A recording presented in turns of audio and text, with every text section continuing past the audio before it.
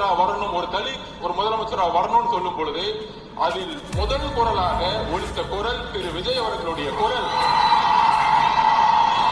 ஆட்சியிலும் பங்கு, ஆட்சியிலும் பங்கு, அதிகாரத்தையும் பங்கு ஏன் சொல்லக்கூடாது? அதை ஏன் ஒழிச்சு வைக்கணும்? அதுக்கு ஸ்ட்ராட்டஜிலாம் தேவையில்லை. இனிமேட்டு அரசியல ஒழிச்சு வச்சு பண்ண வேணாம். எடுத்தோட ஸ்ட்ரைட்டா நெஞ்சுக்கு நேரம் பேசுவோம். முதுகு பின்னாடி பேசுறது தேவையில்லை. எதுக்கு பயம்?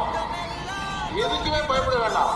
அந்த அளவுக்கு, அதாவது சினிமா துறையில் இன்றைக்கு அவரை சுத்தி 2000 கோடி ரூபாய் ஒரு தொழில் இருக்கு.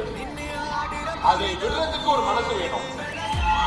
ஆனால் இங்கே ஒரு தொழில், சினிமா துறையில் ஒரு தொழில் நிறுவனத்தை நடத்தி ஒட்டுமொத்த சினிமா துறையையும் அரசியல் மூலியமாக லாபம் செய்து கொண்டிருக்கிறார்கள்.